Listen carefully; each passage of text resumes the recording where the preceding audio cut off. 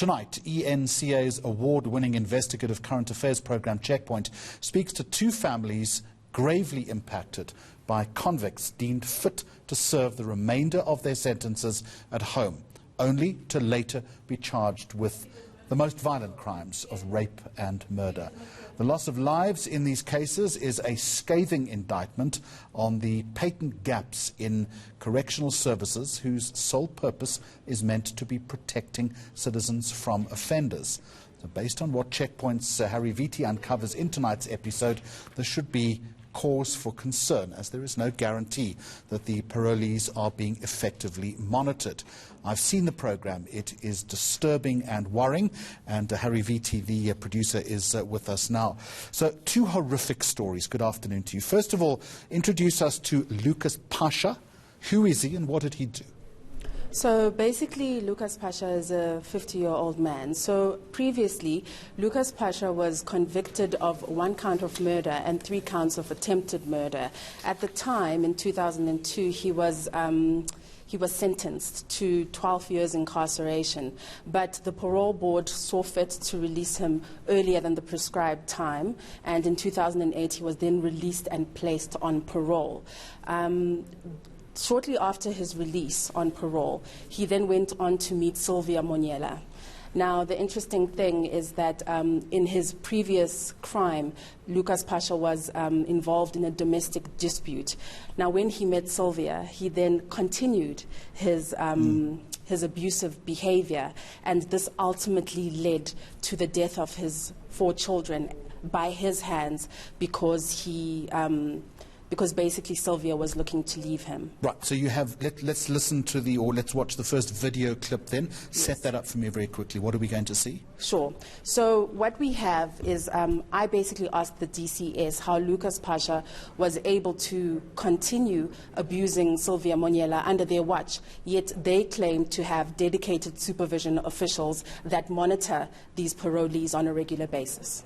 Okay, let's take a listen. Between 2009 and 2013, when he was still under the care and the dedicated supervision of DCS, why Lucas Pasha was beating his then wife to a pulp.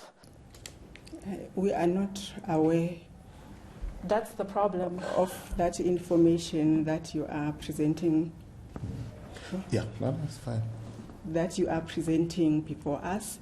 Our supervision officials will go there, will call him, will call him to come out of the house to sign specific document because he has to sign. Then if they don't give us to us, we'll never know about it. That's why we depend on the spouses for them to make us aware. So it's their fault.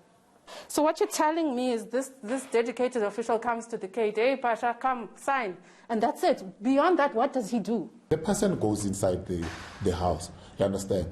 And if they pick up any other thing, they revoke parole after investigation.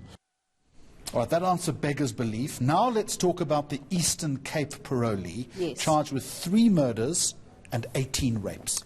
3 murders and 18 rapes, all while on parole, allegedly under the watchful eye of the Department of Correctional Services. So basically, Malibongwe Ngokolo was convicted of rape, and he was sentenced to 16 years. So ideally, he was supposed to be released in 2021, but again, the parole board saw fit to release him earlier. 7 months within being released and placed on parole, Malibongwe Ngokolo then began his crime spree, and they say that he was under house arrest, which seems a bit impossible because they don't even have electronic monitoring devices, which begs the question, how do you monitor and ensure that someone's on house arrest if you don't even have electronic monitoring devices tracking these parolees' movements?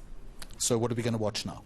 So basically what we're going to watch is when I question the DCS basically on how they can say that house arrest is effective if they don't even have electronic monitoring devices for these parolees. Okay, let's take a watch. Yes.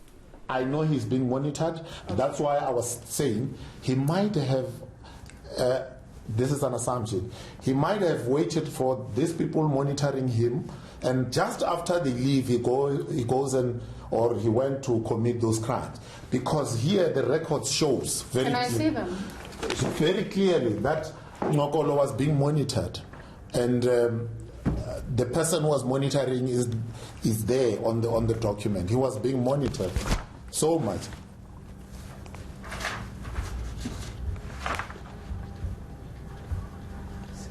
Okay, if my accounting is correct, it's 47 times. I'm just trying to understand the maximum risk person, 47 times, 36 months, let's assume. That's on average once a month, if even. If they skip some months, according to that record. That investigation from Checkpoint's Harri Vithi, it is on ENCA and also ETV at 10 o'clock tonight.